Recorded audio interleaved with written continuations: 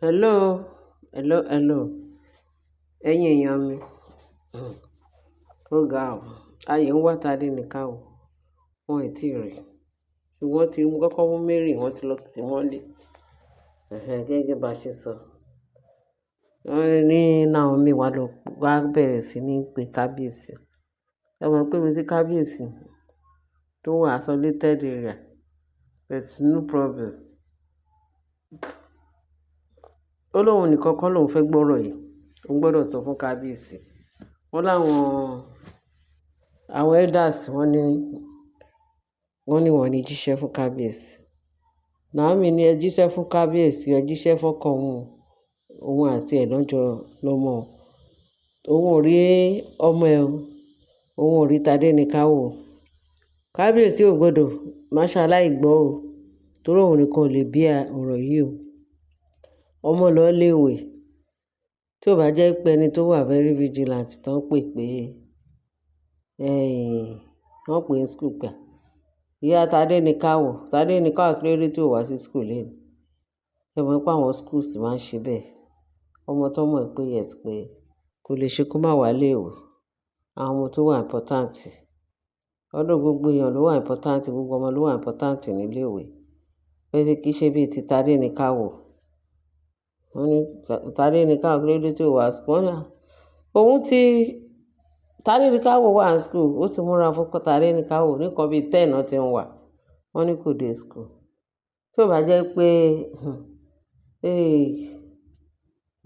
Naomi jẹ́ ẹnìkan tó strong. Ọlọ́run má jẹ́ àrí kò ṣe dáadáa. Lórí àti ti sọ fún kábíyèsí, àwọn ìjòyè ní kílódé. Àwọn ò ní sọ fún kábíyèsí, àwọn ò ní sọ fún kábíyèsí.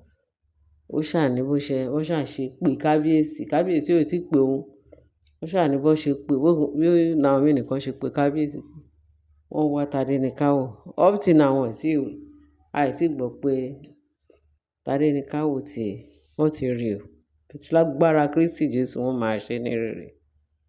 Kó àtọ́ jẹ́ pé wọ́n ti kọ́kọ́ mú Mariam. Kó má lọ máa interrogate ọ̀rọ̀ lọ́wọ́ ẹ̀. So ó di dandan. Lágbára Ọlọ́run.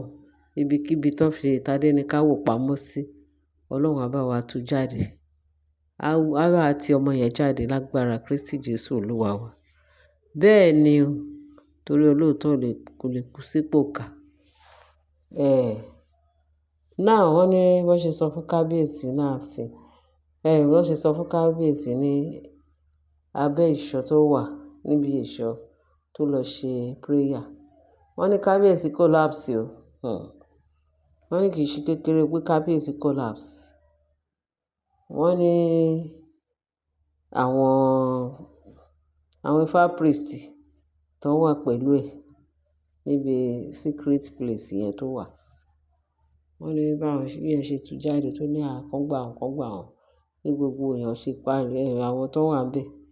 Wọ́n bẹ̀rẹ̀ sí ní ìdú pé kó come back to life. Wọ́n ní kí ló dé tí Naomi lọ sọ. Naomi bá máa sọ. Naomi ní aníkíni. Kí ló dé tó wọ́n ní sọ. Wọ́n ní Naomi gọ́tẹ̀ ó ti dìdàkudà kí ló dé tí èèyàn ní dìdàkudà. Ẹ mọ̀ nǹkan tó sọ pé ó ṣẹlẹ̀. Wọ́n ní láàfin báyìí pé ṣe ni wọ́n sọ àwọn olórí tó wà láàfin wọ́n ní ṣe nínú wọn dùn.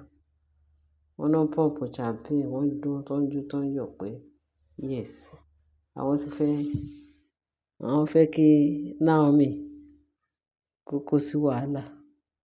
Ṣùgbọ́n tọ́lọ́run bá wà lórí ìtẹ́ tó ń ṣe ìyanu, tó ń ṣògo lórí ìtẹ́, lágbára Ọlọ́run, àwọn inú wọn ò ní dùn. Inú àwọn oníṣẹ́ ibi yẹn ò ní dùn. Wọ́n ròyìn pé àwọn àjẹ́, oṣó ni wọ́n, principalities and powers. Òun ni wọ́n. Ìbàjẹ́ Naomi náà ń wá káàkiri ṣùgbọ́n Ọlọ́run ò ní gbà fún wọn. Ẹ rí nǹkan tó máa ṣẹlẹ̀ sí wọn. Lágbára Kristi Jésù. Naomi ló máa yọ ayọ̀ ṣẹ́gun gbẹ̀yìn. Ló máa fi wọ́n ṣẹlẹ́yà gbẹ̀yìn. Tó gbogbo bá ń jẹ́ ti Ọlọ́run bá yanu Jésù Kristi lókè. So wọ́n ní kábíyèsí o pé it's not of himself o. Pé ṣe ni ọ̀rọ̀ yẹn ó touch kábíyèsí. Now, báwo ni wọ́n ṣe fẹ́ ṣe ọ̀rọ̀ yìí táwọn olórí tó ń jí ọ̀nà ààfin? Olúwa ṣeun ní pé wọ́n ti kọ́kọ́ ìgbésẹ̀ tí Gbénró ẹ̀gbọ́n Naomi tó gbé ó jẹ́ ìgbésẹ̀ ńlá, ìgbésẹ̀ tó jọjú ni. Wọn ò gbọdọ̀ dákẹ́ kọ́ máa wo kábíyèsí tí ò dẹ̀ tún sí nílé. Ṣé bí kábíyèsí máa jáde níbi tó wà láì tí pé ọjọ́ tọ́jọ́ méje ò tí pé, ó dàbí pé èní ló ṣe ọjọ́ karùn-ún. Ó máa tún wá ku ọjọ́ méjì tí kábíyèsí máa fi jáde. Ọ̀tá ń ṣe lásán ni. Wọn ò lè borí. Wọn ò lè borí o. Àwa la máa borí wọn. Naomi ló máa borí wọn. Kábíyèsí ló máa borí wọn. Ibikíbi tán fi Tádéníkáwò pamọ́ sí, k'Ọlọ́run kó fi agbára bí iná, agbára bí àrá kó fi ti ọmọ yẹn jáde. Kó fi ara pa gbogbo àwọn tó kidnap ọmọ yẹn. Kí ló dé? Kí ló dé? Irú ayé wo ni Naomi àti kábíyèsí? Irú ayé wo náà fẹ́ kán gbé? Ìyẹn àwọn ìkà èèyàn. Kábíyèsí bá jáde, enough is enough. Wọ́n ní tí ìlú bá ti ń dún ládùnjù, wọ́n ló ti ṣetán láti yà. Ṣèbí wọ́n lé wọn, wọ́n ní wọn ní kúrò láàfin. Kábíyèsí ti try gbogbo possible best pé kán kúrò láàfin torí wọ́n fẹ́ pa kábíyèsí bẹ́ẹ̀ tí wọ́n à ní rí pa. Ìpà ń pa rẹ̀ ó lóun ò pàjá. Àwọn nìkan náà máa fọwọ́ ara wọn para wọn. Ìyẹn àwọn oníṣẹ́ ibi. Kí ló dé? Ẹ wo ọmọ kékeré tí ò tí mọ nǹkan kan. Tó sì bẹ̀rẹ̀ ogun láti kékeré tó ń ja ogun tó ń bá irú ọmọ kékeré yẹn ja ogun máa ṣe o. Ọlọ́run á ṣe Tádéníkáwò ní rírí lágbára Kristi. A rí láìpẹ́ yìí. Ó ní mo ní kí n gbé wá tí ẹ ti gbọ́ yín ẹ̀yin èèyàn mi wípé kábíyèsí ti gbọ́, kábíyèsí collapse. Ẹ jẹ́ ká máa gbàdúrà o. Ẹ jẹ́ kí a máa gbàdúrà torí eléyìí lágbára. Èmi ò mọrú àwọn olórí tí kábíyèsí gbé sáàfin. Ṣógun láyé ni. Kí ni nǹkan tí Ọlọ́run, nǹkan tí ò ṣe é ṣe Ọlọ́run ò dá. Bẹ́ẹ̀ ni. Ọlọ́run ti dá ó ní ohun gbogbo nǹkan tó òun dá pé dáradára ni. Nǹkan tí Ọlọ́run ò dá kò ṣẹlẹ̀ rí. Kò lè ṣe é ṣe. But báwo ni àwọn olórí yìí, báwo ni ó ṣe fẹ́ kúrò láàfin? Tó máa fi Naomi sílẹ̀, tó máa fi kábíyèsí lọ́kàn balẹ̀. Torí eléyìí lágbára o. Eléyìí lágbára, pàá léni pàá lọ́la. Wọ́n ní tí ojú yẹn ò bá ṣe kíní, tó bá fọ́ ràbọ̀ràbọ̀ ló máa wò. Eléyìí ti lágbára jù. Ọlọ́run á ṣe Tádéníkáwò ní rírí. Torí àsọsọsọ kí ló dé tí àwọn security tó security tó lè máa tẹ̀lé Tádéníkáwò lọ sílé ìwé. Kí ló dé? Wọ́n láràbà tún ra mú ògbóǹgbà rere. Kí ló dé tó ń relax bẹ́ẹ̀? Kí ló dé tí kábíyèsí relax bẹ́ẹ̀? Kí ni kábíyèsí náwó láti gbà lọ́wọ́ ìjọba tó ń fún?